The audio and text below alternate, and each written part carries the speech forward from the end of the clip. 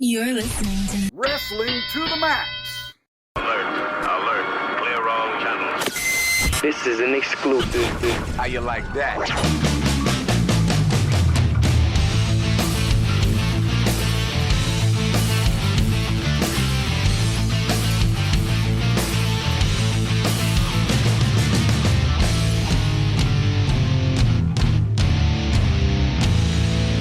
And your hosts, Gary Vaughn, Sean Garmer, and Paul Vieser. Money, money, money, money, money. Money,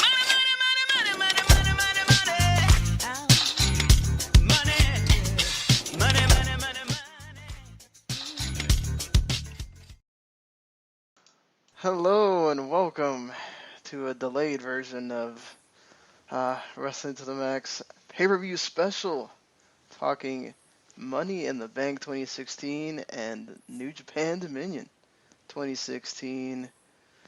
Whew, guys, got a long road ahead already.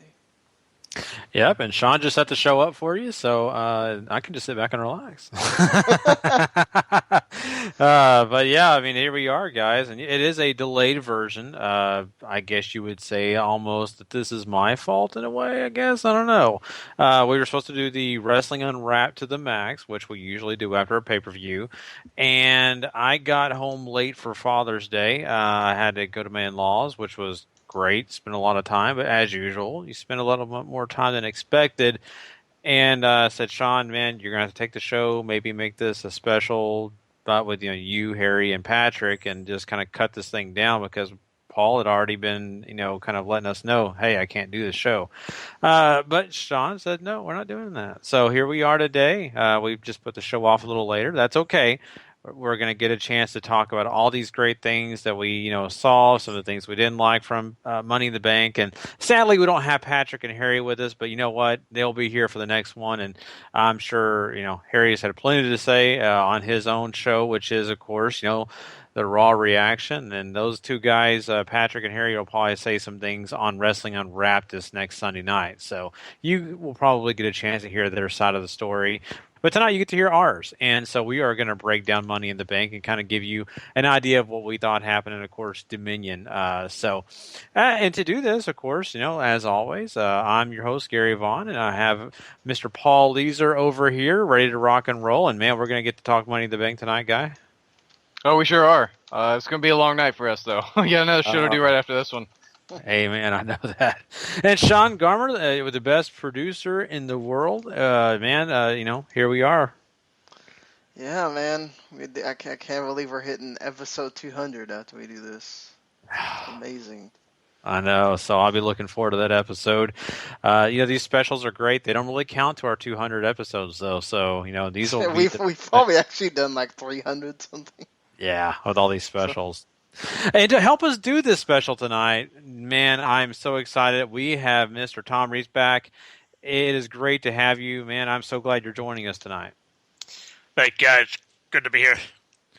Definitely. And so, Tom did not actually get a chance to watch Money in the Bank. He's had a busy weekend, lots of work, a lot of other things going on in his life. But he did watch New Japan's Dominion, which we are also going to talk about tonight.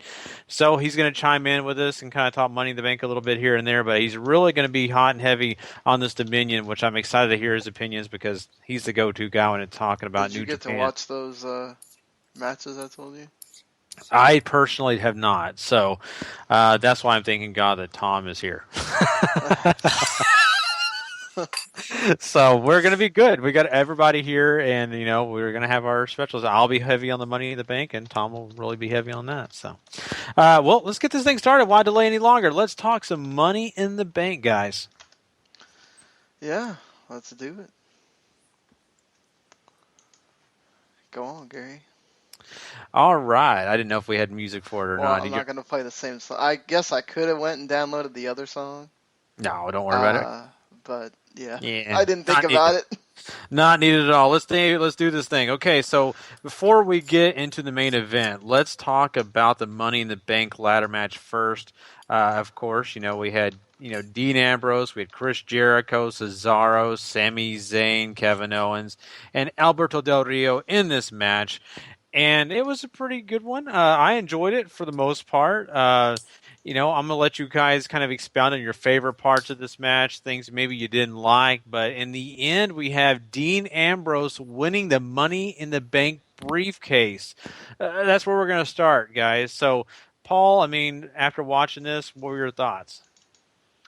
Good ladder match. There's some absolutely jaw-dropping spots in this. Cesaro leaping from the ladder, springboarding off the middle rope into the European uppercut might have been one of the most beautiful things I've ever seen in my life. Just absolutely incredible. The whole match, I think, top to bottom, is really good. It may not have been the best ladder match we've seen all year. I think the one at Mania was probably a little bit better, but this one is pretty darn good. Sean, I mean, you saw this match and you were kind of letting me know about some of this before I even got a chance to watch the show. I definitely want to know your thought on that. But, man, what do you think about the fact that they just went with 6 this year and not a 7th man, which there's been rumors a 7th man was supposed to be Kalisto. Do you think this worked out the right way with just 6? Well, having Kalisto in there would have been even more crazy. You know, we saw that moment that he's always going to have from TLC last year. Imagine what he could have been able to do here with some of the guys. So I would say that we kind of sucks missing him, but I think it turned out fine. I mean, it was a great match. I think depending on how you feel about some people really didn't like the AJ Cena match, and some people really liked it. I call it my match of the night. I think out of just pure everything that was there. It was the best match on the show, and it wasn't just a total. There was the car crash elements, obviously, but they did a great job of getting everybody have that one spot where you think they're going to win. Owens and Zayn had their moments. Paul brought up the Cesaro thing, but just Jericho had to go face first into something at one point, and I was like, oh my god. That Michinoku driver that Owens took on the freaking side of the ladder was absolutely nasty. Disgusting. Oh, how that man has a back still, I don't know. There's probably a welt there the size of Montana. Ooh. Oh, God, it's just gross. Cesaro whacked his face into just getting rammed into a ladder. That looked pretty bad, too. Del Rio actually had to go to the hospital after the match, because when they had the big ladder bridge thing at the end there, he fell off awkwardly. That ladder bridge thing was amazing to see too, by the way. That thing was pretty cool to just have the two ladders, and then you have the big one in the middle. Just hey, Ambrose wins, and yeah. Del Rio being injured also was probably from this match, just to let everybody know. I don't think Paige was able to injure him enough to go to the hospital. So, to clarify that, by the way, she was just detained. Yeah. She was not arrested. Yeah. Because people want to just post things.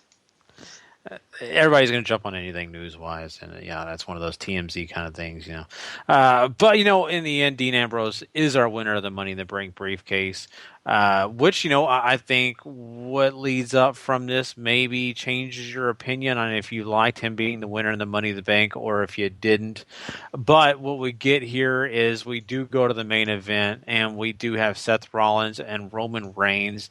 And I really thought that this was a good bout. I thought that these two guys put a lot into it. I think Roman Reigns going into the barricade, that was pretty great. You got really a good shot of what these guys can do. I was thrilled to see that we got a clean victory here for the most part. And the fact that Seth Rollins won, and that adds to what happens next when Seth Rollins does finally get the pedigree to win this thing. He doesn't have the championship very long until Dean Ambrose's music comes on. Ambrose comes in, cashes in, of course, does his thing, DDT, and it is over. There you go. 1, 2, 3. We have Dean Ambrose as our new WWE World Heavyweight Champion. I, was kind of surprised, but Paul, you had it right. This is exactly the scenario you kind of put in place, and you said what they talked about on Raw last week is what's going to happen at the Money in the Bank, and you were right. Yeah, and I mean vindication and whatnot. I just, there's some great storytelling to be had here. Not only did all 3 Shield members have the WWE Championship in one night, which is pretty cool. Not only do they get to capitalize on all this storytelling they've been doing for the last year and a half almost, but Dean finally gets his one-up on Seth months and months and months past when the last time their feud was. Maybe he should have been treated better. I wish he was booked a little stronger going into this. But, man, it's hard to argue with the night he had here. And just, to do it off Seth Rollins, I think, is a good piece of storytelling, too. So hats off to everybody for that one. Yeah, Tom, I mean, anything you want to say about the decision here to not only have Ambrose win, but you don't even get like a week with Ambrose as the Money in the Bank holder, just immediately cashing in, and now he's the champion. A lot of people saying about, the way he's been booked, this is kind of crappy. It makes the Money in the Bank kind of, worthless or whatever. What do you say to all that? What do you think of what they decided to do here? This is the one thing that it bugs me about WWE. There's no. I mean, what did they do? Decide like the night before that they're gonna give it to Ambrose? I mean, after literally making him look, I don't know, really bad for how many months now? I mean, I'm glad he got it, and the idea of a Shield 3-way is actually pretty intriguing if they would have built it up. But see what they do from here, Seems like everything's status quo right now until the draft and what they're going to do with that. So, not the worst idea in the world. Yeah, I agree. And Sean, I mean, as this kind of broke down and as we get this, result, I kind of sat there looking at myself and thinking, okay, my original pick was Kevin Owens to win. And really, the mathematics in here with the brand split happening, it would have never worked out the right way. This is a smart move. Dean Ambrose wins the world title. The Money in the Bank is already cashed in. You're not worrying about this now once the brand split happens. It seems like the most intelligent way to go. But, I mean, how did you feel? Did you kind of feel the same way after this? What was your first reaction? I thought it was fine because they've been trying to tell this story of Ambrose. They've been trying to tell this thing with the Shield for a long time. They've been teasing this thing between the guys. Everybody's been talking about, when are they going to do this Shield triple threat? When are they going to do this Shield triple threat? And now everything is set up for it to happen. It's just, to me, I think this is the story you want, really. I mean, these are the guys that all know each other from being in a previous thing together. And I really like the way they did it here. I mean, Ambrose, my scenario was I thought Ambrose would just fake cash in and then kind of sort of distract Roman. And he didn't mean to, or it distracts Roman, and then Seth wins. I didn't think they'd have Seth win. Sorry, I had to put my headset was chirping at me that I was low on battery, so I had to put my charger in. But I didn't think they would have Seth win clean like that.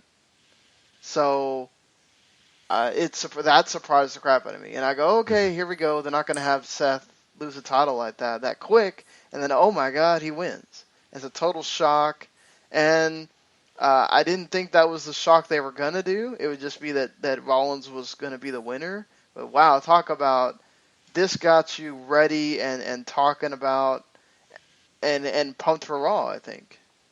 And that's sort of what you want to do with your pay-per-views at times, right? It's not always what you want to do, but I think here it sort of works. As far as, the thing is, though, until Seth last year, most of the time the Money in the Bank guy, what happened? He would lose all his matches until it's time for him to cash in, almost. Mm-hmm. So either way, what would happen? The Money in the Bank guy would be a loser until all of a sudden he cashes in. Then the championship reign would be what decides whether he's actually going to do something or not. Right? So they're sort of doing the same thing here with Ambrose, even though probably not going to have it very long, but still, you know. Yeah. No.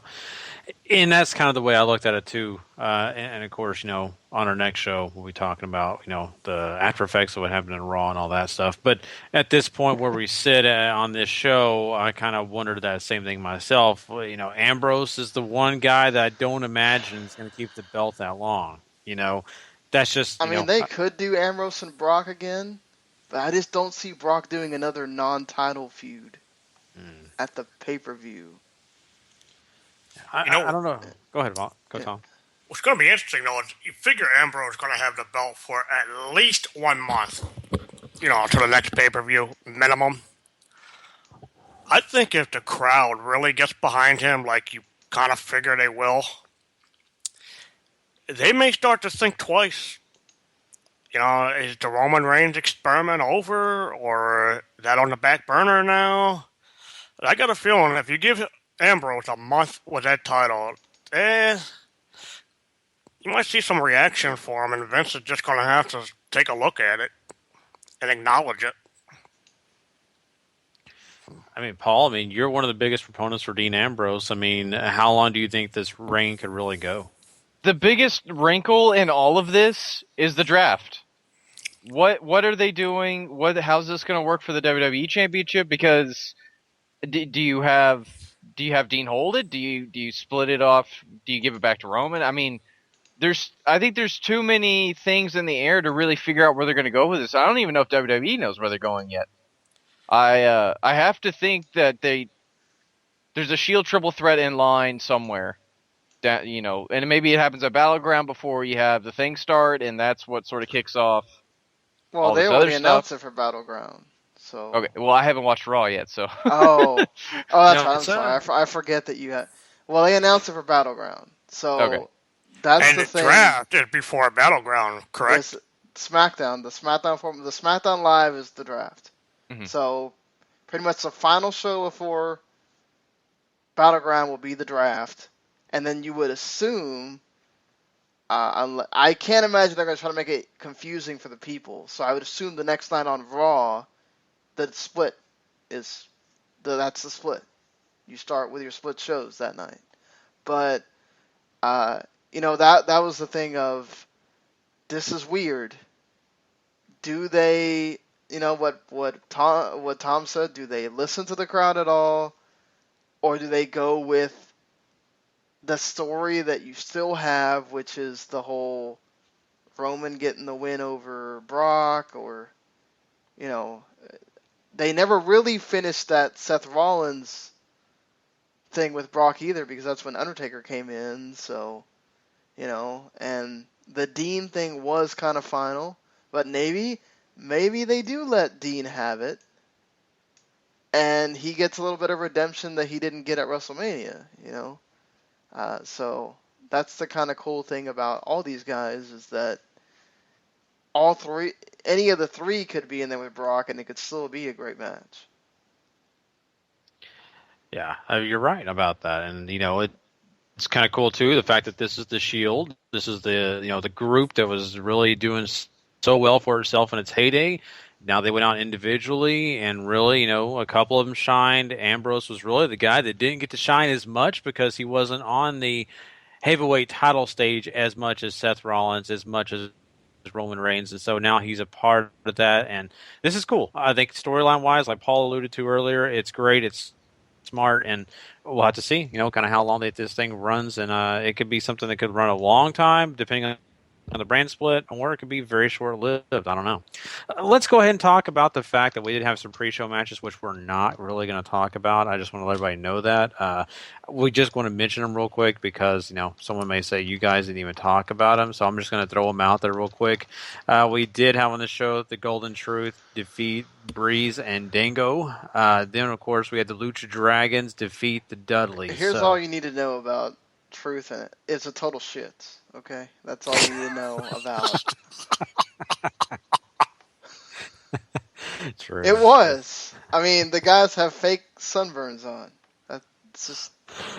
Oh, it's Uh, ridiculous. I agree. I totally I agree. mean, So, hey, they did the horror movie thing with the peeling skin, so yeah, that was cool. What did you think about? Like, I'm sure you enjoyed that, Gary, from that I perspective. did. I thought that was kind of funny, honestly, but it was kind of cheesy too. So it is what it is, you know. I figured something silly would have to come out of that Lucha match. And of Dragons course, and Dudley Boys was fun though.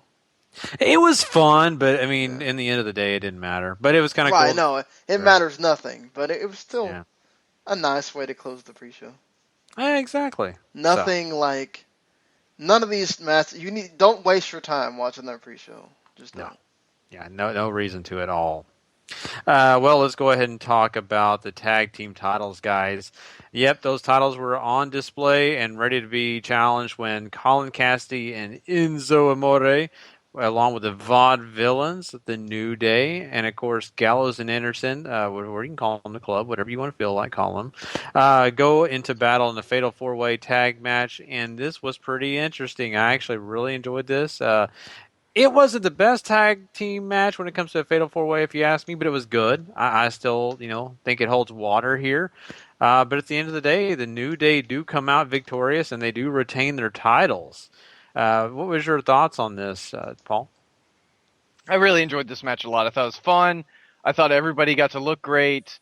I still could care less about the Vaudevillains, and I'm kind of glad they took the fall because everybody else at least has something going for them. The New Day are they're great. There's some miscommunications here and there across the match, but really in a match that's this chaotic, you kind of expect it. But New Day were great. I think Enzo and Cass looked absolutely dynamite in this match too, and man, I can't say enough good things. This got the crowd going. It started the show off right, and this match was really good. I thought the match was pretty good. There was some miscommunications here and there with this many people involved, but I think other than that, it was still pretty fun. You kind of had, you got the whole them getting to tag in whenever they want kind of thing, and they did some good like false finishes, hoping that you'd buy into the whole somebody else going to win besides New Day, and thought with the club they did a really good job with that one. Um, yeah, it was a great way to open the pay-per-view, and got things going for the rest of the night at least.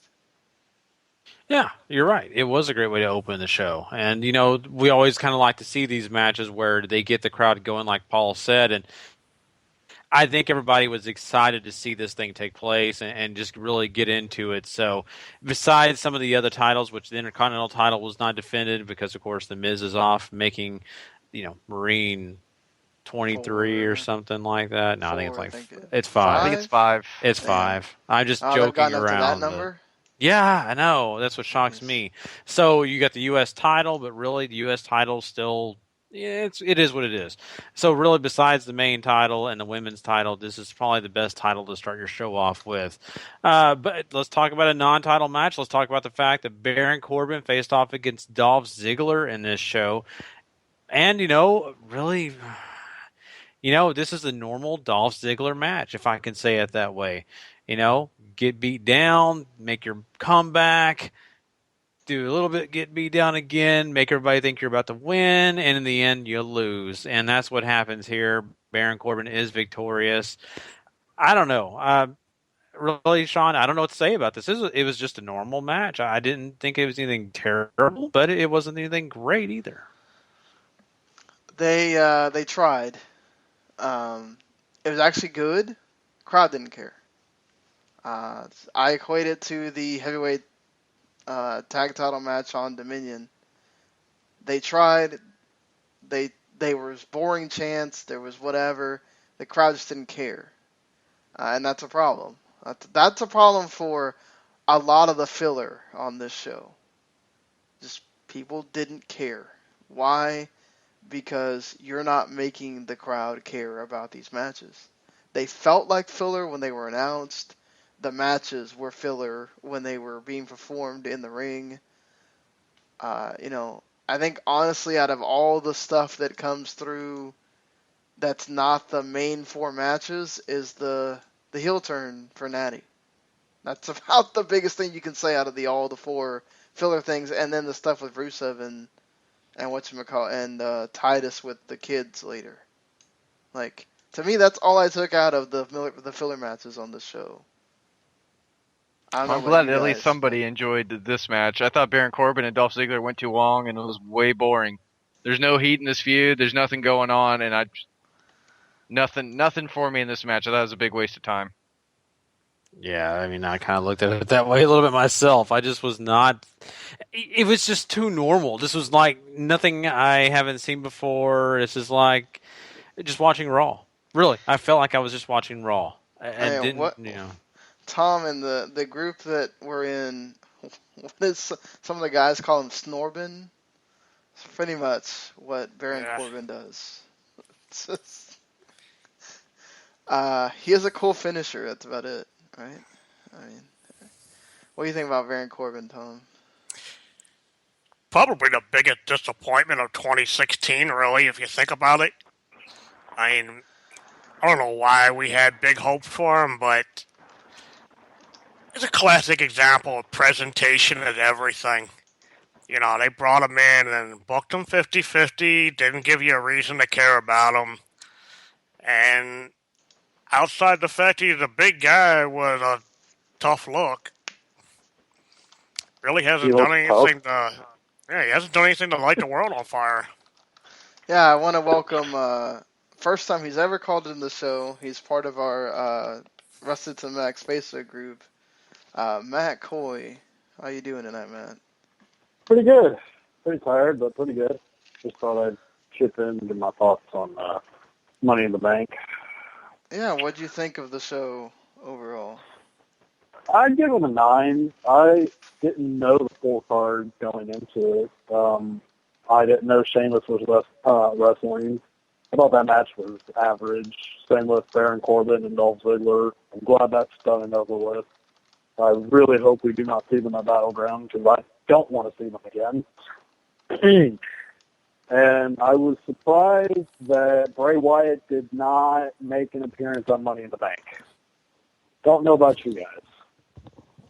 I was expecting him to screw Dean Ambrose. I was just sitting there waiting for his inconvenience to hit, and it never did. So I was happy about that. But I haven't watched Monday Night Raw yet. I wasn't able to watch it live. I know that Bray Wyatt returned tonight, right? Yes, he did. Yeah. Yeah. I haven't seen it yet. But overall, I enjoyed Money in the Bank. The ending was expected, I think. I don't think, though, any of us here right now thought a month ago when Seth Rollins came back that Dean Ambrose would be walking out of Money in the Bank as WWE World Heavyweight Champion. But I'm glad that he is, at least until SummerSlam. What are your guys' thoughts on who he's going to face after Battleground? Ambrose? Yeah. If he keeps the title, I think that's bound for Brock. I can't imagine Brock has a non-title feud. Do we really need to see another Dean Ambrose Brock Lesnar match, though? Yeah, not really. Not for me. I know that's probably maybe where it's going. the street match they did at WrestleMania was all hype, and I thought it was supposed to be a lot better than what. I mean, the Chris Jericho Dean Ambrose Asylum match was better than the street fight Brock Lesnar had. You know, I really hope that it's not going to be Dean Ambrose and Brock Lesnar. Dean Ambrose, Brock Lesnar, Roman Reigns, maybe. I don't know. I guess they could do Roman Brock non-title, but just all the booking for Brock spins out of if he wins this fight at UFC 200. So I'm not willing to bet the farm on anything with Brock right now. I don't think that matters. I think it does. I He think wins it the fight. does. Yeah, he Big wins the time. fight. Yeah. He wins that belt. I tell you what, he wins that belt in a heartbeat. He loses that fight. He's not in the title picture. Mm-hmm. And on top of that, if you book Brock and Roman in non-title, Brock has to go over. So what do you do to Reigns then? Yep. turn him heel for the love of God. My gosh. So it's the fight's in 2 weeks, right? UFC 200? Yeah. I think so. I don't. Yeah, July July 9th? July So. 9th, yeah. Yeah, so But who's this other guy that Brock Lesnar is even facing? I ain't never heard of him. Well, he's the real deal. That's what Big a lot of striker. people are saying. That's what a lot of people are saying. But like, do you think it was a bad idea for WWE to let Brock Lesnar do this fight? I'll tell you what. I guarantee you that when they approached Vince on this, they probably showed him a picture of Mark Hunt, and Vince just saw a fat Samoan and said, "Yeah, he could beat him." Fat Oh Samoan. boy! Nope. Yeah, I'm telling you what, that guy has the hardest head maybe in all of MMA. You just can't knock that guy out. And it's, Yeah. I would love to see Brock win. I don't see how it's possible. And we never talked about this, about the whole. We talked about this whole scenario on the podcast, but the deal is Brock Lesnar, I think, is a very unhappy person with WWE if they even approach him and say, no, you cannot get in that octagon. No, I think this is a. I don't think they could to tell work him with this no. guy if we want him to be happy. They could tell him you can't fight this guy, but they had to say yes to something because it was in his contract. They had to let him do one fight, right? No, that was in the previous contract. Ah, okay. So, I mean, this is a deal where they're just making him happy. And I don't think he's happy unless he has this opportunity, which, let's be honest, if he gets knocked out, how excited is he going to be able to, or is he, Brock Lesnar, the guy with the biggest ego, to jump back in front of those ESPN cameras and say, "Oh, I'm big and bad"? He's going to be away for a while. Yeah, it's going to ruin his reputation if he loses. Well, I don't think UFC books him again if he loses. I don't think so either, but I mean, booking him's win-win for both. It's just WWE has a lot to lose if he does end up losing the fight. That's the only downside. Like this is somehow staged? Why do I feel like this is somehow staged? Because if WWE has so much to lose, why would they risk it? Because they have so much to gain if Brock wins that fight. If you have a guy who can go in between and can legitimately win real fights, and he comes into WWE again, the dude's going to be so massively over, it's going to be ridiculous. True. UFC's not going to allow him to stage a fight. That puts their whole entire reputation on the line if somebody finds out. It's just, they're not Bellator. I mean, they're not going to, not saying they did, but a lot of people said that Ken Shamrock, whoever it was, one of Ken Shamrock's fights was borderline that. I don't think they would do that because it just talk about killing the momentum UFC has, who just, I don't know, Dana White's doing his little thing where he's saying it didn't happen again. But, everything today was saying that UFC got sold for $4.2 billion. So, That kind of surprised me because I know that it was brought up and Dana White denied it. I end up coming across a news article saying UFC was sold. I'm like, what? Why would they sell UFC? Well, Dana White's not going nowhere. It's just obviously. The Fertittas want to do something else, I think. They're just going to... Rumor has it the Fertittas want to go buy the Raiders and put them in Las Vegas. Oh, gosh. What's that going to do? What's that going to accomplish? It's going to be bad regardless. Sorry to any Oakland fans out there, but... Yeah. Sorry, Christopher Hill. Actually, Christopher Hill really, seems like he's happy with it. He already called them the Sin City Raiders and everything. Hey, that'd be fine. But at least they get out of that stupid dump they're in. That's true. But the Fertittas, I think it's either buy the Raiders or go to Puerto Rico and become shining stars. So I don't know what the better option. So. Oh man. Shoot, they could buy up large parts of Puerto Rico too. Just buy the whole country. Why not? They're in financial debt anyway down there, so or they're in a financial crisis at least. So, but yeah, I mean, joke of the tag team. Oh, gosh. Thank God we're not seeing them Yeah, I shows know. right now. It's so God, bad. supposedly they're calling Carlito, so maybe there's still hope. They're calling everybody. Al Snow just put in his. Choose if Carlito signs, they have saved that tag team. Yeah. What? I just want to be like, Carlito just spits the apple at the camera and be like, what the fuck is this shit? We're done with talking about Puerto Rico. Like, Okay. Speaking of superstars, when are we going to see Randy Orton come back? And if he comes back, who is he going to face? I think they're Honestly, saving. I miss, Go ahead. I miss him. I miss Randy Orton. I miss seeing him around. It's just like I would see him coming back for SummerSlam. the word Like is Monday- after summer, it's September. Ew. I think you have him show up during the draft, though, whenever he gets drafted to whichever brand. I think that's a good way to get a little pop. Yeah, true. Hmm. I mean, this. Draft would be They would have to awesome. remind us that he's part of the roster. We kind of forgot he's there. Yeah, true. Yeah. So, this is going to be interesting. This whole draft is really going to bring up a lot. So, but man, Matt? Do you have any other thoughts you wanted to say about this whole pay-per-view? Anything about Money in the Bank? Anything else? AJ Styles and John Cena. Actually wanted to bring that up. The whole ending, because I was reading tweets, and people are kind of 50-50 on the whole ending, the way it ended with the club getting involved. For me personally, I think I saw it coming. I knew that they were going to get involved somehow, some way. But deep down, I was hoping AJ would get a clean win, but it's John Cena. It's not going to happen. Unless you're Kevin Owens and you somehow get lucky. I was really hoping AJ would get a clean win. Because now, more than likely, it's going to be John Cena, AJ Styles, the Battleground. Cena's going to win that, and then you're going to go with SummerSlam. John Cena's going to win that, and then it's going to be over. Yeah, I feel you on that. That's my biggest concern too. I don't know about you guys. I mean, do you kind of think that same thing?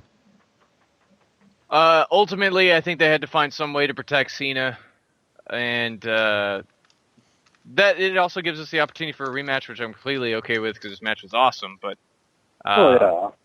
you know, ultimately, I think it came down to making sure Cena stayed protected and AJ gets his win here. And you know, I mean, when they started making this on the last Raw, whenever they got in the contract talk, I think you had to know interference in some form was coming either way. Oh, yeah. The promos these guys put on, like, I absolutely loved them. Mm-hmm. Like, I hadn't seen Cena in this one mode in a while, and for him just to come back, I think for him to come back and lose, and then, come back and lose is kind of big in a way, because normally they would want to put Cena over, but to have AJ come out and then turn heel, when I was watching that Raw, that's something I wasn't expecting. But Seth Rollins pinning Roman Reigns cleanly, I thought was pretty nice. Because I thought they were going to have Dean Ambrose come out and cash him in the middle of the match and make it a triple threat. I wasn't expecting Seth Rollins to pin Roman Reigns cleanly and then Dean Ambrose to pin Seth Rollins cleanly. I think Seth might have been the only guy that you have on the roster who WWE's going to let beat Roman clean right now. Yeah, because he's done it twice. He did it at WrestleMania 30, and then he did it last night. So, there's a lot of story to be had with Seth being the only one to beat him clean. There's a lot behind Seth Rollins from WWE itself that I think they're okay with him beating Reigns clean. I'm surprised Vince allowed it, because Vince protects Reigns so much. I mean, Reigns really isn't. He's in the middle. He's not a face. He's not a heel. He's just in the middle. Mm-hmm. And I would love to see a heel Reigns. He's the guy. That for a while. He's just the guy. He went from being the guy to just a guy. Hold on. Let me steal a quote from Dean Ambrose. So if Roman Reigns is the guy and Seth Rollins is the man, does that make me the dude? Yeah. Yeah. I hear the dude abides. He's a dude. Oh, gosh. Oh, man. We're fear and loathing over here. That was a great line. I was expecting it because, it's like, the man, the guy, the dude, I feel like that's overused. And, I don't know if you guys saw that YouTube video that WWE posted, but apparently Roman Reigns' catchphrase is the most famous one out of the last decade. Yeah, WWE uses their spin to tell you some pretty amazing things if you're gullible enough to believe it. Yeah. And if you're 6 years old, you believe all of that. So. Exactly. Actually, wouldn't be surprised if they can get 12-year-olds and grown adults to believe it because they don't know anything else. They don't know any Besides better. what they're watching right now. So, yeah, that's ridiculous. That about sums up my thoughts about Money in the Bank. It was really good, but I haven't watched Monday Night Raw yet. I don't know if anything big happened. People Power, I heard. Did he come back? Yeah, he showed up for a little bit to get made fun of a bit by Shane, but John Laurinaitis. Yeah, that's rough. No. Could be worse. Yeah, that's right. I'd rather have Teddy Long. Come on. Teddy Long is generally. They already had Stephanie emasculate him, so he can't show up again. Stephanie, cut your balls off, you're gone. Yep. That's how it works. Yep, castrated right there. Yep, worse than Theon Greyjoy. Oh boy. So. Well, Matt, I mean, any last thoughts? Anything else you wanted to share with us before we move on? I can't really think of anything other than excited for Battleground. Obviously, finally we get the triple threat, although I wish they would have waited until SummerSlam.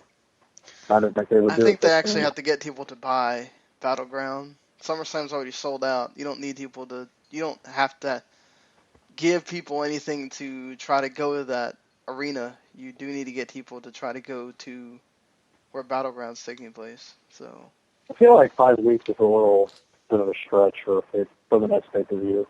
Basically a whole month. I'll give WWE credit. Normally, when they got more than 4 weeks, they take their sweet time to get things going, but they didn't do that on this show. Nice. Well, Matt, appreciate the call, man. All right. No problem. Just thought I'd give my thoughts. Yeah. Call in any time, man. We'd love to hear from you again. Oh, I definitely will. All right. Well, have a great night. We'll catch you down the road. All right. See you guys. Awesome. I love first-time callers. It's a lot of fun to, have a chat with somebody that, you get a chance to see their post on Facebook or wherever else, but now you get to hear their voice and kind of, speak with them. It's kind of cool. Let's move on to something else, though, guys. Let's talk about another match. All of us got to... Oh, you wanted to... Okay. The AJ Cena thing was... It's a bit weird, depending on who you listen to and who you talk to. It goes from either Cena was purposely being bad, like being bad that badly for the story. Mm-hmm. I think it was just a mixture of, this is Cena's first big match back. I think this is his first match back, period. He's not on the house show tours yet. And he's a little rusty. I think part of it was for the story. Obviously, you're trying to tell that AJ is out wrestling him. Mm-hmm. Obviously, but some of it seemed like he's a bit off. Still a great match though. Really enjoyed.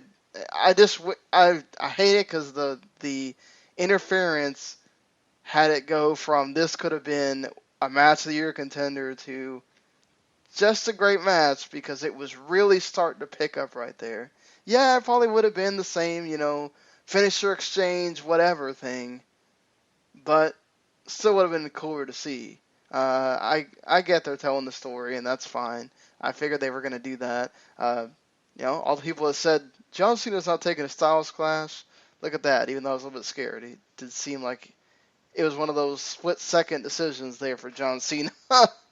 But, yeah, everything. AJ, once again, puts on a performance for whoever he's in the ring with, and... Dude, that guy, we thought he had a hell of a 2015. He's having a hell of a 2016, too. Yeah, what do you guys think about that? I mean, I it's kind of interesting the way this is all working out. I don't think they necessarily went with the idea of making sure Cena looked strong as much as the interference was to give the reason to keep it going. Because, you know, I think eventually it's going to be a 3-month program again like it was with Styles and Reigns. Right. And this is very similar to the Cena Owens to me from last year. I think ultimately it's the stakes might be a bit higher than what was going on with Kevin Owens. That was very much, I think, about establishing Kevin Owens. AJ's been around for a while now in the WWE. People have a general grasp of who he is and what he can do. But the man, you put him in a match with anybody right now, it's like printing money. You know, I mean, he's so good. Great matches with Reigns, another great match here with Cena. I'm sure he's going to have another lengthy program with him here. So I'm expecting the rematch of some sort for Battleground. But man, this it's a shame we can't give AJ more points. Yeah, I know. Oh, man, I know. I mean, seriously, like, I mean, we're already, okay, we're halfway. We're halfway into the year, like, does he, like, rank somewhere? He's got 4 points. No, I'm talking about, like, he's got to rank somewhere in that, like, you're halfway through the year, like, wrestler of the year or something, just from everything he's done. You would think so, right? I mean, he's just making a big splash here, and you know it's really impressive. I'm thrilled with everything that's taken place here. I mean, we personally rank a little different on this show, but if you're just a layman in layman's terms, yeah, I mean, he's definitely in that running. I think if you're watching Raw every week since WrestleMania, he's been the guy that you want to see every week because he's always doing the most interesting stuff. They've had the club build out around him. That feud with Reigns, I think, was good. His feud with Cena right now is even better. He's just nailing it. He's so good. Makes you wish that they would have done a little bit better before Mania with him. Mm-hmm. Would have been that much stronger. Yeah, I agree. You know, and the way this is all working out, I mean, I'm excited about it. I mean, I really want to see more out of AJ, and we're getting plenty of him, but man, I really want to see more out of this feud between him and Cena. I have my fears, like we just got through talking about with Matt, about, you know, this could be Cena just, you know, ready to make his win, and he gets the clean win where AJ doesn't. But that's also, you know, part of playing a heel. So I just think we've got a lot of great things coming in place here. Let's talk about the Divas, actually, it's women's title. I always like to say Divas, I guess, because I'm so used to that. The women's title, and let's talk about the fact that Charlotte is not defending on this. She is, of course, just in a tag team on this pay-per-view, which I'm kind of curious what you guys think about that, too. But Charlotte and Dana Brooke face off against Natalya and Becky Lynch. And we get, you know, some things taking place in here, and which kind of Sean alluded to earlier, was that this match ends up with, we get Charlotte and Dana Brooke winning, and Natalya kind of turns heel here and beats up Becky Lynch after they lose. So with all that in place, the match, and of course the finish here, I mean, what do you think's going on here, and did you enjoy it? What do you think, Paul? The turn, I think, was a little unexpected, but much appreciated, I think.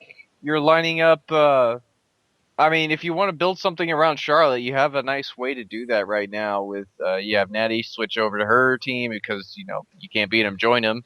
And then she's got Dana.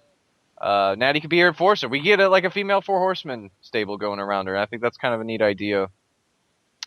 But Becky, you know, constantly being the baby face who is getting turned on here, she's got to get some steam behind her if you're going to make her the only one. Because right now, she's not looking like she's in a very strong position. And obviously, if you're running with Charlotte right now, you need some better faces. So hopefully this is the beginning of something getting towards making Becky that upper echelon again. Yeah, Becky definitely needs to get in that upper echelon, and you know, I have a lot of concerns about that right now because she was doing so well, you know, basically during this entire year. But up to this point, really, she's kind of lost the sail out of the wind out of her sail here. I don't know, Sean. I mean, I didn't think that this is a bad ending, but I mean, it is kind of interesting that now Natalya is turning heel, and you've got Becky Lynch. Of course, we'll talk about the stuff on our next show. What happens after that? But here we are. Yeah, the match was bad. Uh, and I was glad it was over. And then Natalya freaking shocked everybody because I didn't think we'd ever see her be healed again. I think she hadn't been a heel since the Divas of Doom. So back when Beth Phoenix, there's some rumor going around that apparently Beth Phoenix actually might have called to try to go back, and they told her she was too old because they've been calling everybody. But I don't know. I just heard that from somebody. I didn't hear anybody necessarily that I would say a source or whatnot. But I thought it was weird too. But maybe it's better for her, just from a standpoint of, you got the new kid with Edge and he's retired now, whatever. But yeah, I mean, we all know how they are with the women anyway. Once they get to a certain age, they kind of start trying to phase them out as it is. It's really cool to see that they kind of turn that thing with Natty, because at one point we thought they were doing that with her, right? And all of a sudden, now she's become the focal point of the division almost until until we've had Becky and Sasha be in there and whatnot. So this is gonna be interesting. And then the promo that Becky cut on the Fallout thing was awesome. She was so good in that. I think, honestly, she was the best natural promo out of all of them. Out of the women that are there. Charlotte is like a robot. She's good, but she's a freaking robot. She sounds like, that machine that talks to you when you call any bill company. That's what Charlotte sounds like. But Becky actually feels like a real human giving you emotion. And that's why I think this is going to work between her and Natty. It's really good. She sold the fact that her and Natty are friends, and you felt for her, Yeah, definitely. And I think that's the most important part here. Really, like you said, the match is bad. There's really nowhere else to go with that. But the story does continue, and you actually do have something when it comes to that, because really, we were kind of curious how they were going to do this. When was some other things going to take place? And right now it's hard for me not to go further because we are just talking at this pay-per-view, but you do wonder what's next on that. So, and we do get some answers later on. Let's move on and let's talk about Sheamus and Apollo Crews. Now, I know you guys were, kind of talking about this, before that, Apollo Crews, this is his opportunity to look good.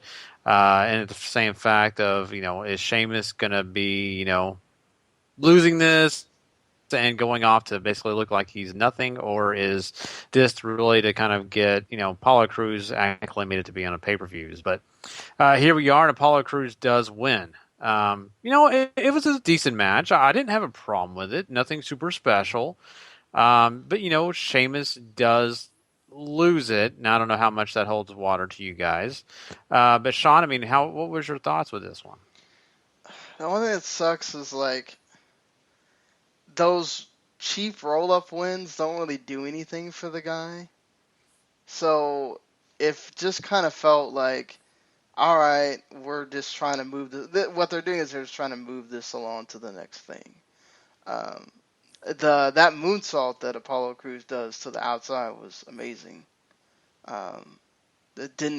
We hadn't seen him do that at all in anything NXT or WWE, so that was cool getting to see that. And I guess the white noise off the top rope, that was kind of like the highlights of the match. Honestly, it was decent.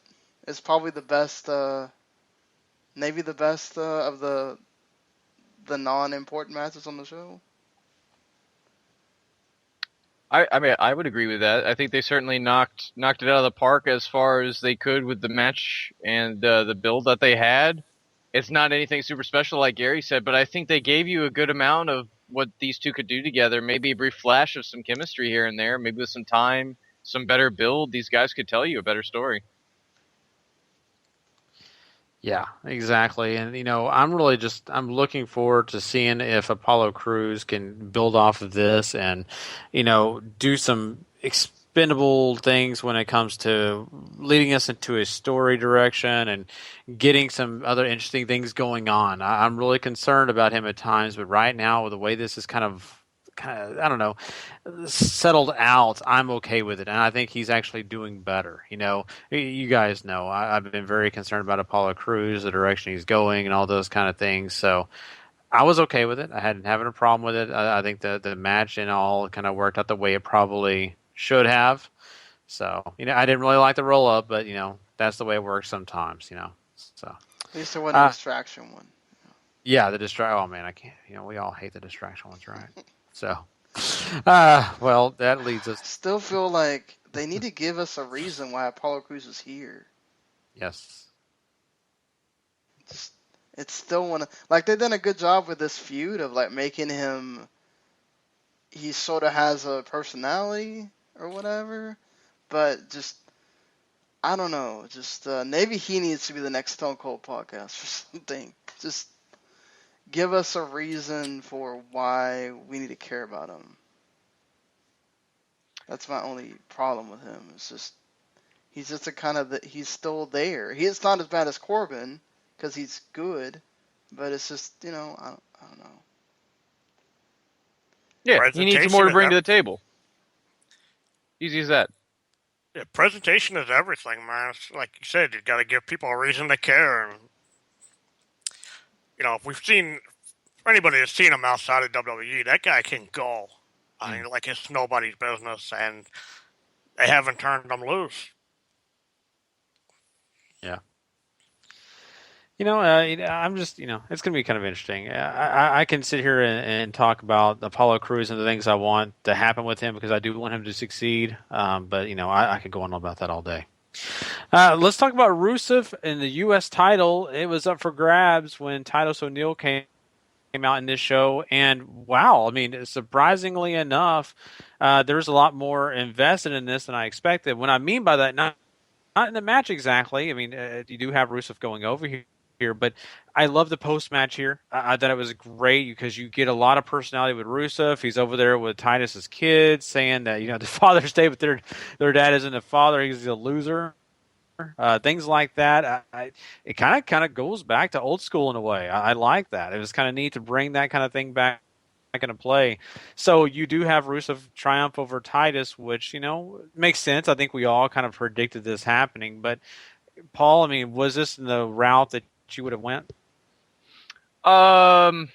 Maybe they didn't get a lot of time to use this as a cool down, which is kind of unfortunate, but I think maybe necessary. It's not like the feud had a whole ton behind it or anything like that, so it's not going to get anything loud. But I think these guys worked really well together for the brief time they were in it together. I think it was only like 8.5 minutes. Some nice stiff hits here and there. I mean, both guys got to toss each other around. I think they both look pretty good. It's just there's nothing behind it. People didn't care, and then the really only rise you got out of him was the post match whenever he dissed Titus in front of his kids. This was set up on purpose so it would happen during the end of the NBA Finals game, which WWE is clearly watching, and I don't blame them. But it's one of those things that happens. You kind of can't deal with. I know you and Gary. Gary and I were kind of having this debate off air of how WWE could combat this in the future or whatever. But it's always a hard thing with sports, because if you want a regular pay-per-view, they couldn't really do anything about it because you still had to work within that 3-hour window, right? But now when they have the network. And they know a lot of people are watching it with the network, and they can go tell those pay-per-view providers, okay, guys, give us some extra time here, which they almost went another 30 minutes with the Rollins and Reigns match or whatever. They were able to basically book the show around what happened in a freaking basketball game, which is so funny. 2016 WWE. But it just felt like, okay, this is the match that's here before the main event. They were trying, but nobody cared, Thankfully, on Raw, they remedied it much better. But we'll get to that. Yeah, for sure. Well, that kind of rounds out that. Of course, that was basically like Paul said, a cool down and get us on to what we got to next, which of course we've already talked about. So, but that I guess rounds out our show. I think that's pretty much our card. What did you guys think about it? And we're gonna need to rate this. And of course, let's just include everything. When we do the Wrestling and Wrap to the Max show, we always have an MVP, best, worst match, all that kind of stuff. If you want to include it, go ahead with your rating. If you don't, hey, I'm not going to, keep you to those rules. But you can do it if you want. So let's start this thing off. Sean, what was your thoughts? This was a pretty good show. This is hard. I think I don't remember. Did I wind up giving it I think I wound up giving it like a 7.5. I can't do halves on the Facebook poll, but I think that's what I wound up going with. You have like 2 great matches on this show. One that could have been great if maybe it wasn't done after the crowd's so tired and all that stuff with the main event that was kind of fighting against it, and the way that they booked the thing and people were so confused. It felt like people were just so confused during that match, honestly, of who they're supposed to be cheering for and all this other stuff. And but aside from that, I mean, the filler was the filler, and I think that hurts when your undercard is not as strong as it's been before, but your other matches deliver. It takes it away from being able to be one of those really stand-out pay-per-views, but it's still a really good pay-per-view. I don't know what to do with MVP because I think AJ wrestling-wise was the MVP, but I still say, Dean Ambrose there for getting that cash in and everything. Yeah. Match of the night goes to Cena and AJ. They put on one hell of a show. I enjoyed the Money in the Bank ladder match a great deal. I enjoyed the opener.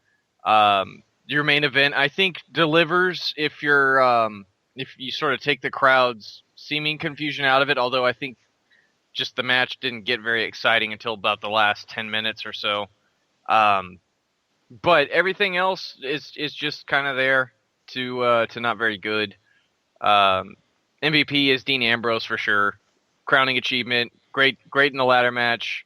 Some long-term payoff, inadvertently or not, on WWE's part, I guess doesn't really matter at this point. It worked. Dean's your champ. He's your MVP. Show gets 7.5. It's solid. It's just not knock out of the ballpark,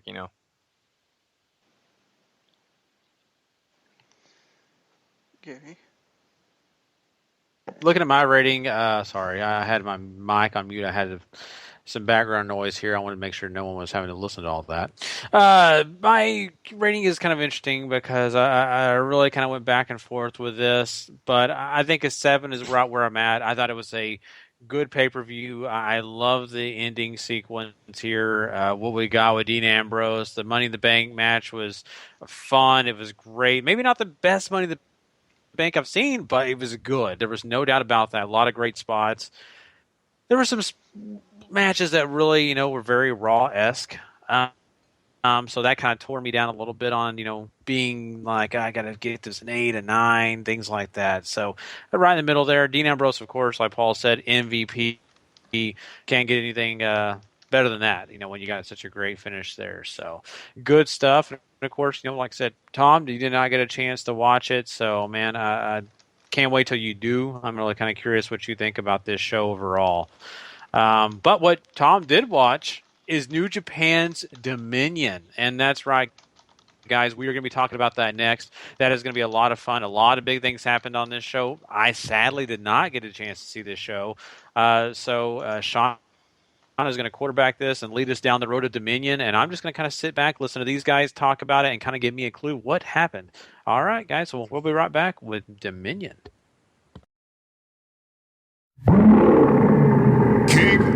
fault. New Japan Pro Wrestling.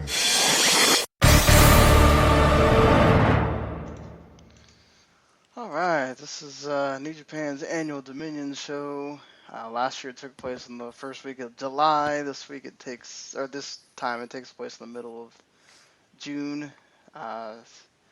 We don't get the official G1 Climax 26 announcements because they're waiting on the health of Tanahashi, so we'll find those out on the Sunday Kazuna Road show, which that one is built all on tag matches, it looks like. But, they started the show with a pre-show, and they had a dark match, basically, for Jay White, his farewell match for New Japan for the while he's going on an excursion to Ring of Honor. It was him, David Finlay, and Juice Robinson against the other New Japan dads of Manabu Nakanishi, Satoshi Kojima, and Hiroshi Tenzan. I thought this was fine. Nothing totally, outstanding. Jay White taps out to Anaconda lock. The Tenzan Anaconda Vice thing. Mm-hmm. What do you guys think? And Jay White speaking some Japanese there at the end to tell the fans goodbye. Go for it, Tom. It's a pretty good opener, dark match, pre-show, whatever you want to call it. Jay White got to shine, obviously, because it was his last match. Really loved that promo afterwards that he did, the speech, all in Japanese. That was pretty impressive. Other than that, just a good way to kick off the show. Nothing special, but it was actually pretty decent because the old guys gave the young guys a pretty good portion of the match. So it was a fun match. Yeah, they gave him a lot of liberties, and I really enjoyed that. I think David Finlay still riding that high from the Best of the Super Juniors because he looked great in this. Jay White, as Tom said, got to get in a lot since it's his last match. Juice Robinson could have been called the Lumberjack in this because he finally took that tree down. Manabu Nakanishi and him, man, they had a chop battle that Juice got to win. God bless him. Tree, you're doing your job.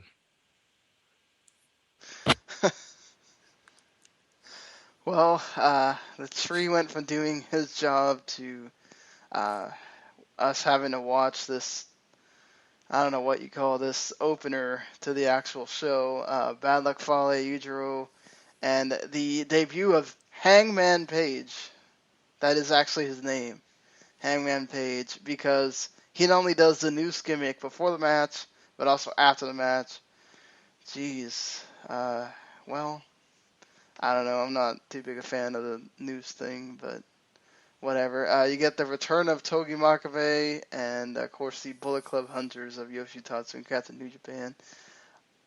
The crowd seemed to only really care, like the one time Captain New Japan did that roll-up finish that supposedly, I don't know how that gets people still. He never wins with that thing. And I thought Makabe was fine. Everybody else, the camera didn't get Adam Page's shooting star thing to the outside, which kind of sucks for him. But they showed it on replay. Yeah. And it got the crowd to pop huge, which I think is the whole reason you had this match was to let Adam Page show off what he can do. And I think it did the job just fine there. Yeah, it seemed more like a showcase for Page. I didn't mind the match because, Captain New Japan, Yoshitatsu, Takahashi, Fale, had them all in one match, so you kind of get them out of the way in the show. Mm-hmm. So, nailed it. Just trying to be nice, but we're the ones that have to watch this, so. No, it was a good start for Page, though. I felt bad for Captain New Japan. He got slammed right on his head. Thank God it wasn't Tatsu. Yeah. Really. What do you think of the noose thing, Tom? The New Japan what? The noose thing for Paige, like the gimmick he does, where he throws him over the rope with that rope and then It's pulls him. It's very old school, like 70s, 80s, old school. So let's see where they go with it. Or see how far they go with it. Actually, if you start throwing it with main event guys or whatever, but I don't really have an opinion on it one way or the other yet. Yeah. Still kind of new to me. I like it personally. I think it does a good job of making Paige stand out from being one of those other filler guys, like a Yujiro, in the Bullet Club. I feel bad for him having to be a tag team with Yujiro, though. Somebody's got to do it. Yes, somebody. I heard he apparently did the thing on Moose, though, at an ROH show. Probably not the best decision for somebody. But, I don't think somebody was paying attention whenever they decided to do that. Hopefully that doesn't happen in New Japan either. But moving on from this, we finally get into some really good stuff here with Tomohiro Ishii and Yoshihashi taking on Sonata and Bushi. Ishii just wrecks things, and Yoshihashi and Sonata just keep doing their work, and Yoshihashi makes Sonata tap out. Is this what the start of many surprises on the show? That finish just shocked me. I mean, the fact that A, Yoshihashi got a tap out win, and B, it was Sonata that did the tapping. Did not see that one coming. It's really good match, though. Really good match. I tell you what was so great. I don't even think Ishii saw Yoshi getting the tap out, because he was on him in a heartbeat like, oh my god, you did it. You finally did something, you crazy bastard. For Yoshihashi and Sonata has been really good this year. Him and Sonata should have some dynamite matches. And, even if Yoshi doesn't get to go over, him getting a chance and an opportunity to sort of showcase himself and what he can bring to the table is much needed, because now he has a chance to sort of stand out in a time where New Japan starts needing these guys to stand out. I really want Ishii to start, Ishii and Elgin for the Intercontinental title should be a feud at some point. I'm spoiling what we're getting into later, but man, that could be some hot fire. Oh, that'd be awesome. Man, and also, Yoshihashi getting a big win over Sonata. I wonder if that means, they're setting him up to put him in G1. I was about to go there, man. Ghetto, we got a week. Make it happen. Put Yoshihashi in the G1. He deserves it. Don't make him a tag match guy for the entirety of that thing. I think this just basically sets up so they can actually set up a singles match between Yoshihashi and Sonata, which I'm waiting for with bated breath. These guys have been really good together in these tags. They have some really good chemistry on the counters and everything. Yoshihashi pretty much knows that Skull's in at the back of his hand at this point. He tries it on him so much. Speaking of two guys that know each other, we got Goto and Evil, which I didn't think that they had. This match I think was better than the match they had in the previous show. They went out there, clobbered each other, and had some really cool counters and stuff. What do you guys? Do you guys like the new GTR finish instead of the shouting guy? I really like the Shoutin' Kai personally.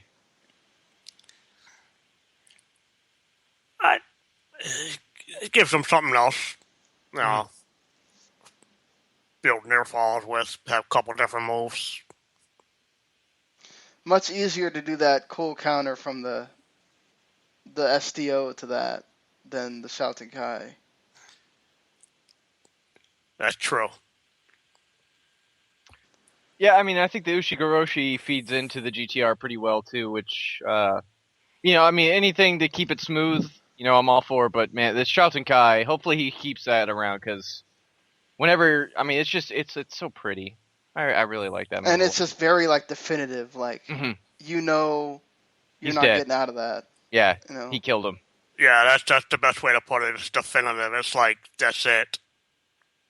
You know, whereas other stuff you can kind of like build out of. I just wish in New Japan they would just go finish him. That's. I guess they could have the English announcer do that. I know. Just when Paul says they killed him, I was like thinking about that immediately. Finish him. Evil should be in the. Evil's going to be in the G1, right? You think He's so? got to be. Has to be, yeah. Yeah, so I wouldn't be surprised if these two renew the rivalry there. Which, I mean, listen, these two matches we just talked about, the first one went 8 minutes and this one went under 10, and they were really good. So, you know, they just went out there and made stuff happen and just whooped each other for 10 minutes, and it was fun. Just great stuff to watch. Yeah. So it's a great storytelling element for them too, because they've been nothing but wild brawls, and this one might have been the wildest they've done so far. Right, and I mean, just Evil has that home run shot with the chair down. Mm-hmm. I mean, I don't know how much farther you can proverbially hit the ball, but he keeps doing it every time with whoever the opponent is. So, hats off to him for finding his thing that he's going to be known for. I think is that. Then we get the IWGP Junior Tag Title elimination match because, you know, Young Bucks were listening to all the people that were complaining about the same four-way tag. Honestly, I think it might have made it worse.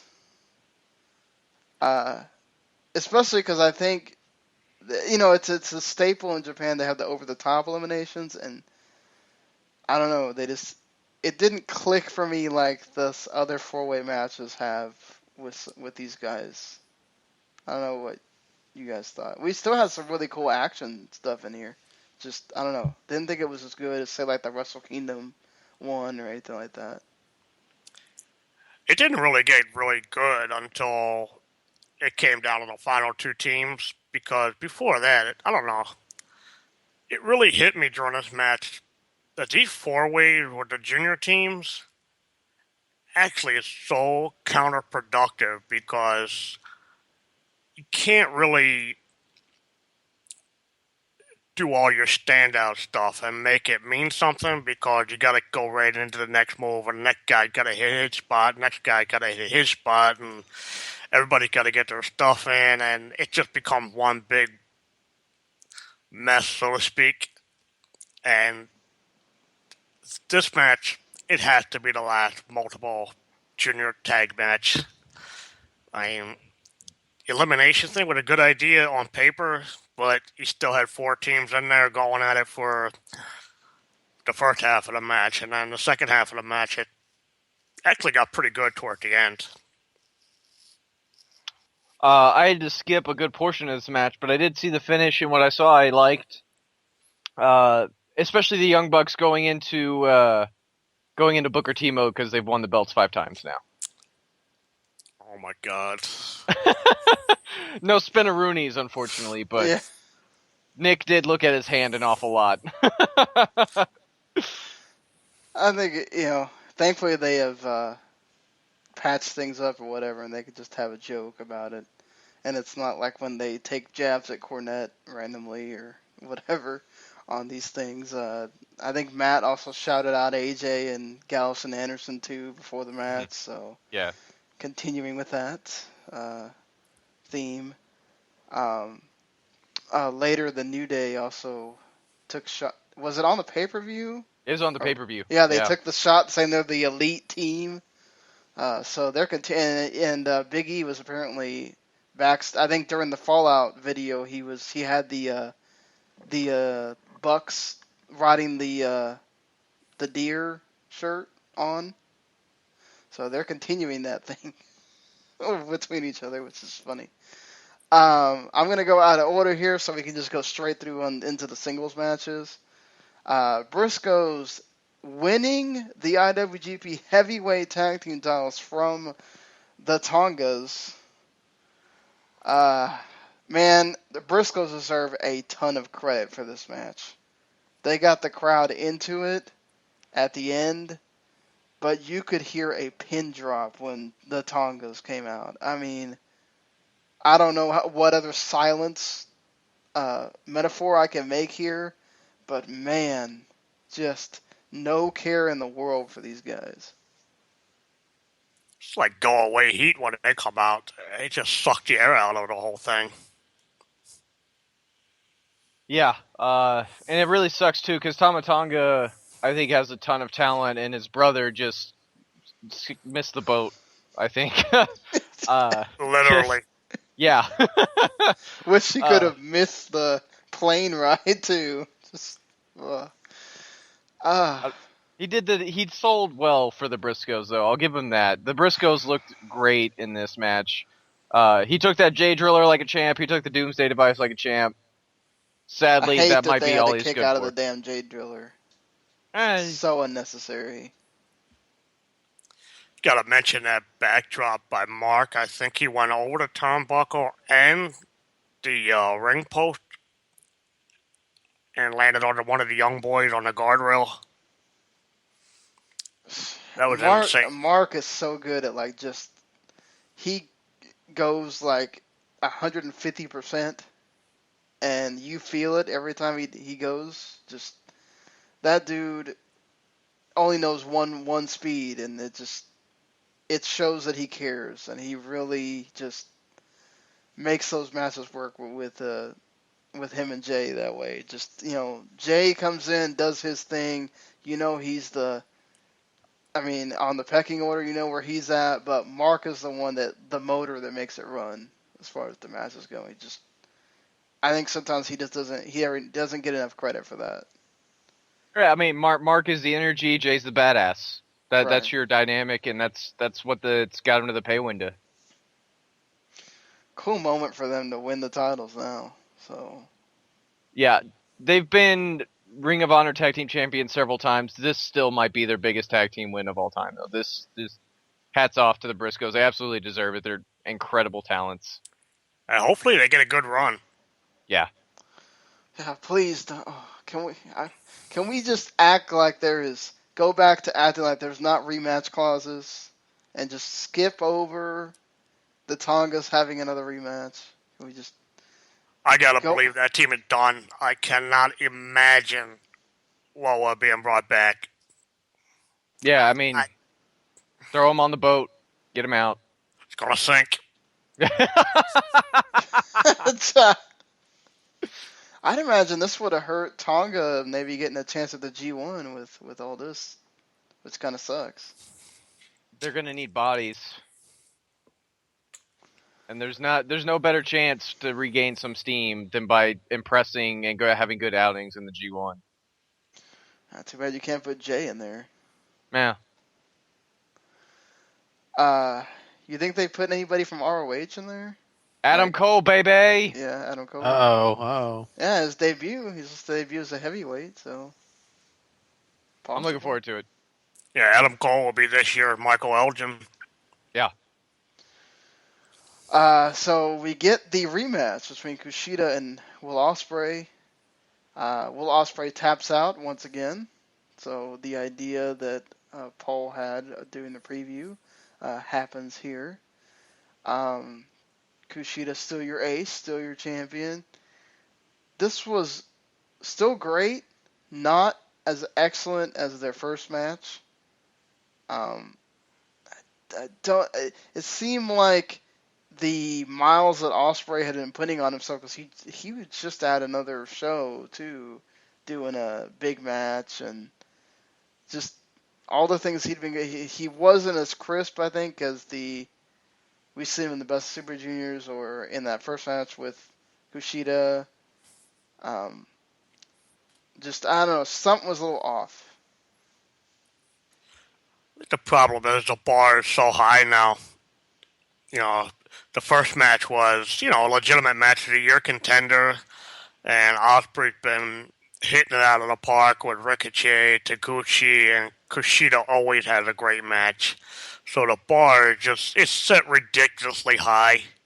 And here we're talking about a great match, but it wasn't as great as the other one. It's still a great match. It's impossible to live up to some of the things these guys do.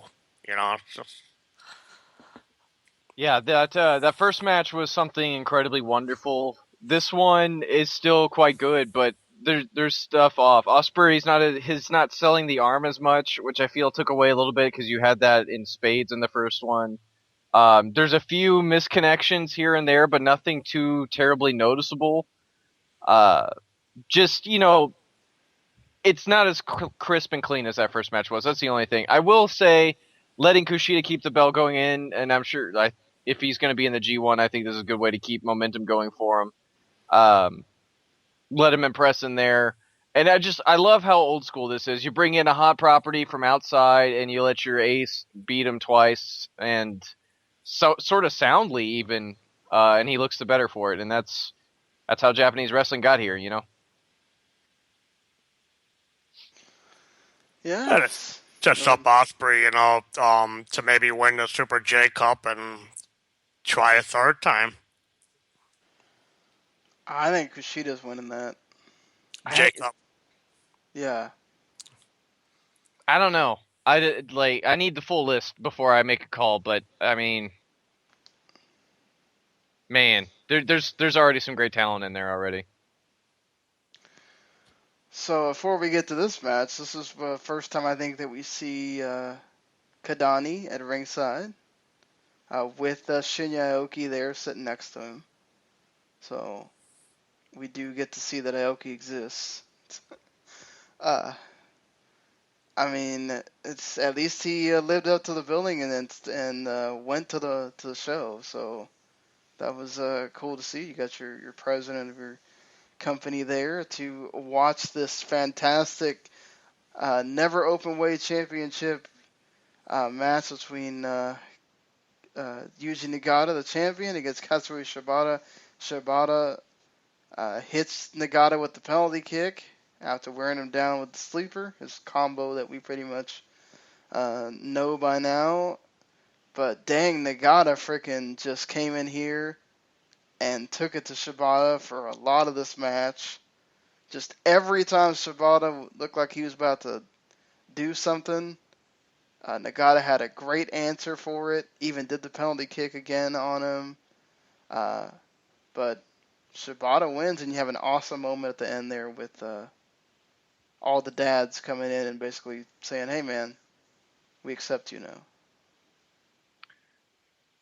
Ultimately, I think that's what the feud was going to be about the entire time. The acceptance of Shibata as being one of the guys, and I mean, him and Nagata just kicked the living bejesus out of each other. Hard kicks, harder forearms. I think this match really had it all. You even had the big Yuji Nagata announcer on here just losing his mind during this match. It's absolutely incredible. I loved this match, top to bottom. So good.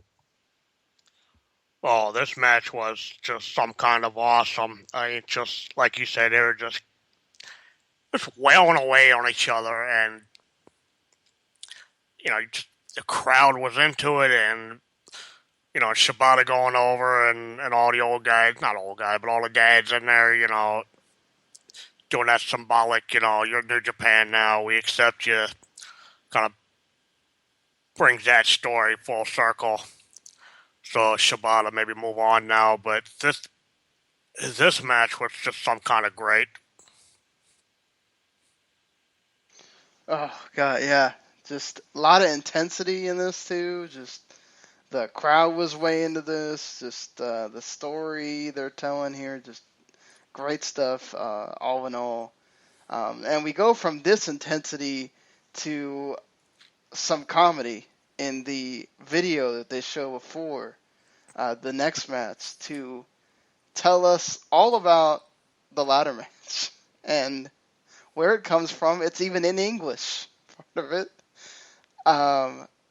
Basically do the old, like, putting a guy's head on another body and having them climb up a ladder and Then you show Omega's head pinning Elgin, and it's like they X out the you can't pin, you can't submit. Just it's so good, so good.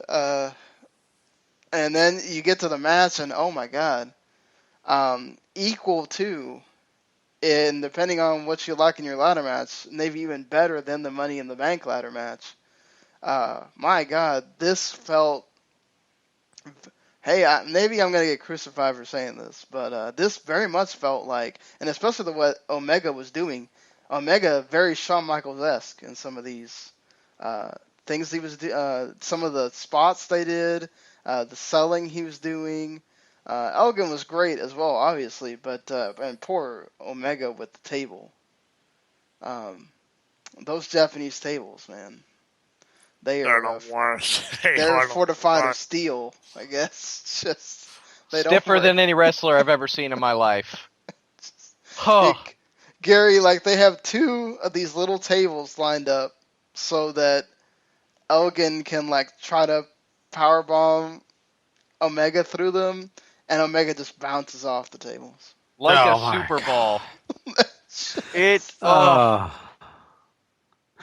They say, hey, who's to say? I mean, Japan just makes stronger materials. Looks like, right? Hey, I'll tell you what. Back in the '90s, when Sabu did a surprise run in New Japan, I'm gonna say it was like '95, and his gimmick was to fly through the tables, and he set one up outside the ring, and he put the chair in the ring, did the springboard to the top rope, flipped over, and just bounced off the table. The table didn't even splinter. He just bounced off of it. Oh. And that had to hurt. They just had to hurt. God. Wow. Yeah, Oof. and then to start the match, in a repeat of last year's Dominion, Red Shoes goes and finds the Bucks under the ring because they were stupid and tweeted it out that they were going to be under the ring. And then Red Shoes tells them to suck it. So the Bucks just go crazy because Red Shoes told them to suck it. It was, but then later, of course, when everybody comes in to do all the interference and stuff. What you guys? Bunch of interference. At least they had Ricochet and Matt Sydal come out before they had the comedy of Captain New Japan and Yoshitatsu just get whooped on the ramp. I just think this was a great story, great match, so many spots in here, and frickin' Michael Elgin wins the IWGP Intercontinental title on Father's Day, so he can take it back to his baby boy, and yeah. This was just insanity on another level. It was, and you know me, I hate the interference stuff, but it all worked here. The story that they told, it all worked, and it was just the bumps that Omega did, like you said, Shawn Michaels-esque. But they still were telling a great story.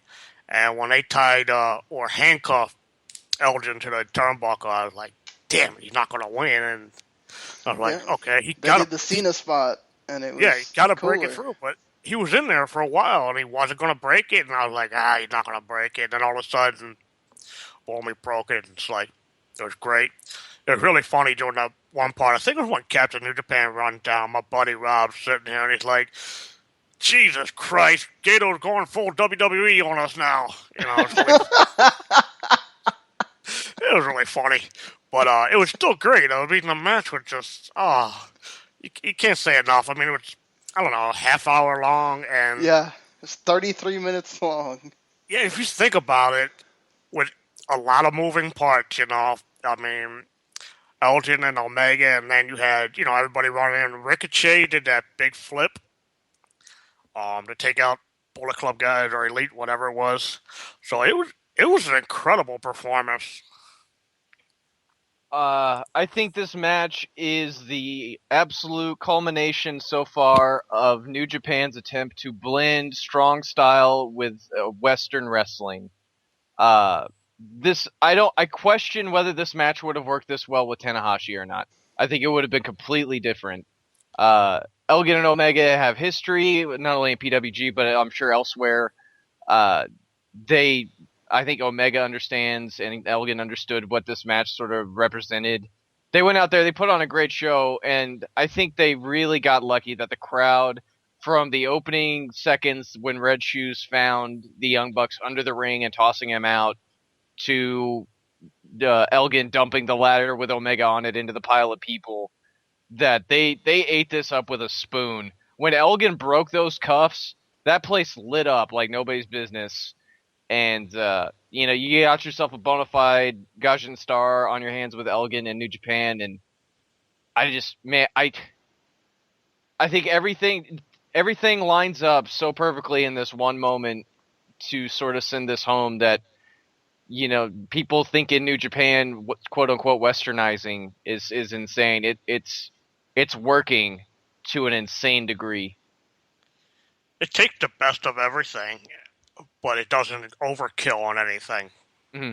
I think there are a lot of moments in this match where they strong style it up pretty good. Like, they don't touch a ladder for a long time, and there's not so many false climbs to go grab the belt either. They're very purposeful with all of that, and hats off to them, because we're in a lot of new territory all over the world in wrestling, and this is a big ground for it. And these guys absolutely showed off how it was done. And you know what else? Like, in a lot of ladder matches, I'm not knocking it, but in a lot of ladder matches today, there's so much time spent on building bridges, setting things up, this, that, and the other. Whereas this one, they did a little bit of that, but not too much. It was just basically a wrestling match that just happened to have ladder and interference and all this other stuff in it. So they didn't really choreograph so much of it, so to speak. And that's why I made the point this really felt like that WrestleMania 10 ladder match. It's a lot of simple stuff. The Omega going in, getting basically tossed into the ladder, and almost that, also I guess you could call it that Hell in a Cell spot with Undertaker where Shawn Michaels does it to him. Just, it's very simple, very, like, it wasn't over, like Tom's saying, no overly complicated ladder spots. Just because this is so new to them, you can do very simple ladder spots, and they're going to pop for it because they've never seen it. And they knew that. So they didn't overcomplicate it, and you already knew you were going to have the interference and everything. So this is like the culmination also of just, you're going to do Western, but also knowing your audience and knowing that you don't have to, like, go crazy and do stuff that even they're gonna go, okay, whoa, like, I'm like confused now. Just all just very well done and kept in a way that it just flowed with the match too. So just so good. I'm like, seriously, Gary, you should go take the half an hour and watch this. You will be enthralled. Yeah, I need to watch it. I really do, and it sounds great. I was kind of curious about it, when you guys were talking about it, and so now I'm going to have to go check it out. Well, if you don't watch the match, at least watch the opening video describing what a ladder match is. That's it. I don't mean to bring this up. It's right up your alley, Gary. This is a completely different thing, but see, it's so funny because people are making videos to explain things, and I've got to watch that for sure. But over in Europe, they're actually playing videos about domestic disputes and domestic violence by using tea. So maybe they should have made this video with ladders with sushi or something, to kind of explain to people. God, we didn't. I'm just making that. I'm trying to help them out, man. That's all I'm trying to do. Maybe if Tanahashi was involved, I guess. Tanahashi is amazing. Why not involve him? Well, and I'm just saying, you have the actual Japanese wrestlers, so. Yeah, so you could have used sushi then, I guess. Sorry. Sorry, I took it way off base. Continue, guys. No, you were fine. We brought up the video. You wanted to tell us, So we go from. I should note too that I don't know where exactly it happened, But at one point in the show, I think it might have been after the show was over, Tomoaki Hama, who we have not seen in a while, went and challenged Shibata for the Never title in the locker room. And that match has already been made for the July 3rd Kazuna Road show. So, along with the next Never Openweight 6-man tag title match as well. So, we already know who Shibata's next opponent is, and that's gonna be awesome. Have they ever really wrestled a lot before, those two? I would think that they've at least met in a G1 in the past couple of years. My memory is not terrific, but well, last year they were in separate blocks. I can't remember after that though. Exactly, yeah. You know what? No, 2014 they did because that match was, I remember now, that match was absolute classic. The crowd wanted Hanma to win so bad. And it was late in the tournament where Shibata losing really wouldn't have mattered, but Shibata still won. Well, there you go. We got a lot to look forward to there for that show. But we have this one final match to talk about, the IWGP Heavyweight Championship. Okada taking on Naito. Naito comes out with his boys. Okada had made it very clear he wanted it to be one-on-one, no ghetto even. And Naito obliges, gives them the fist, and they go away, do not come in during the match at all, so it's one-on-one. And this was great. Terrific counters for both guys. That ending sequence was great with Okada doing all the 4 Rainmakers. And, Naito was great in this as well, but man, Okada came on fire, had studied Naito, knew what he was going to do, and made sure to put him away. And Okada is the champion going into G1 again. Lots of controversy with this. What do you guys think? You would have sworn going into this match after 4 title changes and LIJ losing the other 2 matches that there was no way Naito was going to lose this match. It just wasn't going to happen. And I love the one-on-one aspect. Even 20 minutes in, we're looking at each other like, nobody's come out yet. And I think that's what made it great, is because the last match had all the interference, and now you had one-on-one, old-school, dramatic world title match, and the last several minutes were absolutely incredible, especially when Naito kicked out of the first Rainmaker, and it just going back and forth. And as soon as Okada hit the third one, we're like, he's going to win the belt, and sure enough, he did. This was a great match. I loved this match. I loved their first match. I love this one even more. This is straight wrestling. Naito and Okada doing what they do best. Naito kicking out of the Rainmaker, as I said, was epic. But I think you send a message when you kick out of a Rainmaker, he's going to murder you with all of the Rainmakers he can muster. And just slaughtering Naito with those guys. And, it took 3, and that got him to the 3 count. And, man, I could watch this on loop forever. This was an incredible match. How dare you, sir? I could never watch this in a loop. If you want to watch your boy die 1,000 deaths, man. No, man. This is the match for you. This is what my hell is. This is exactly what my hell. I just this over and over again, and the devil laughing. I mean, this is what it is. But props to the Rainmaker and everything he did here. Didn't get a chance to see the match. I probably won't watch it on purpose because this has never happened. Because I didn't see it. So in my mind, Naito, congratulations, you're still champ. God, Gary, this is like the old school house show title change that doesn't count because it wasn't on TV. Yeah, see, thank you. Because Gary did not see it. So. Tom is backing me up here, guys. I'm down. I think Okada winning the belt too opens up the G1 so much now too. Do you have Naito win it there? Do you maybe stretch this out and Naito find somebody else to mess with, or just that it really opened because everybody was like dead set Okada's winning the G1. Now it's no longer necessary for him to win G1. Yeah, see, that was my thought too. Like, I watched this live with everybody on Twitter, and the vitriol that was going on would just, and then on Facebook too, just, oh my God, Ghetto stupid. How could he have Okada win again? Like, oh, this is all Kadani with his golden boy having to win and whatever, and they're dumb for taking Naito off the. Now he looks dumb for not having a long title reign. Even Meltzer was going off on it and stuff, and I was just like, did you really want?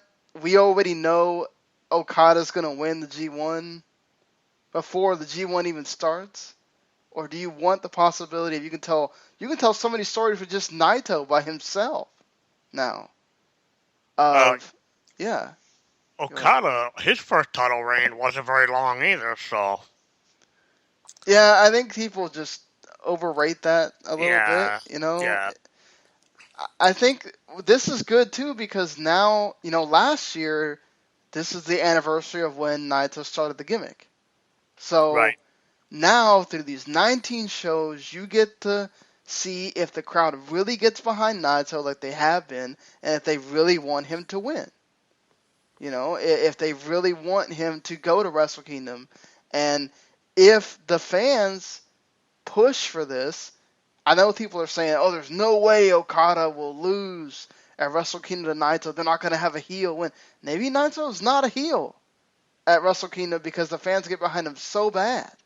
You don't have to worry about the thing of, oh, heels don't win at Wrestle Kingdom or whatever. It's just, but, to me, like what Paul said, you can tell the story of Naito, like, having to come from behind. You can tell the story of like Naito dominates. You can tell the story of maybe he's depressed for a while and he has to get himself back in it. It's just, and not only that, like what you said, you could have a new challenger for him. You could establish so many other guys as the next person for Okada, and you're going to establish challengers for him anyway in this. Just Okada still hasn't. He still has that one thing he wants to do, which is win the G1 as champion. So he has a goal as well in this. And I don't know. I think the decision is great. I think just... I totally agree with it. But how about this scenario? We haven't had a G1 winner yet lose the briefcase on the way to the Tokyo Dome. So, what if Okada still wins the G1, but somewhere in the tournament gets beat by Naito if they're in the same block? Then you say at the King of Pro Wrestling show in October, Naito beats Okada for the briefcase. And then they can one up at the Tokyo Dome then. Don't you kind of blow your load with having him do it at Wrestle Kingdom or at King of Pro Wrestling and then have him do it again at the Dome? Yeah, you do. I'm just thinking out loud, like somebody eventually going to have to lose that briefcase on the way to the Tokyo Dome. I don't know if it's this year. I'm just saying eventually I got to believe that Gato is going to pull that string. I think you're definitely right there. Yeah, I mean, it's just kind of like the Money in the Bank. They've tried everything they could with that at this point now. If you have those options available to you, you don't have to do it this year, but you have it available where you can go, oh man, we haven't done this yet, let's do it. And, this is going to be interesting. I don't think people need to go crazy and go, oh, Shibata's winning the G1. I don't think that's I've already heard it. Yeah, no, I don't think that's going to be this year either. I know people want it. People have been wanting to happen since like 2012, but I don't think this is the year. But just lots of we still got to know who's all in it by Sunday. So in a week on the next Monday show, we'll be able to talk about who's going to be in it and everything. But we got to do the rating for this show. By the way, one quick thing. I just posted the ladder match video onto the group, so you can check that out. There you go, Gary. Awesome. Thank you. Well, Sorry. Paul, what do you have as a rating? Good Lord. Junior heavyweight title match, incredible. Ladder match, incredible. Never open weight title, world title, absolutely incredible. Everything else is good to great. It's another one of those New Japan cards where you don't really have anything super terrible. You just have some stuff that you could care less about and a lot of amazing in between. And 8.5, somewhere in that region, I think. I'll go 8.5. I agree with 8.5. Those last 3 matches were just off the charts. Everything else was good to real good. Oh, man. I'm going to go with the 9. Man, you got a bunch of great matches in here, and you've got some undercard stuff that's strong as well, that's setting up things. So, I mean, you've only got the, you got the one clinker at the beginning, not the pre-show match, and then you got the tag team title one that it was so cool because you had the Briscoes win. Yeah, I mean, this is, I think, one of the stronger shows they've had this year, and really sets you up going into the G1 now with all these title changes, and let's see what's going to happen after that as well. But yeah, I'm going to go with a 9 here. So, all right.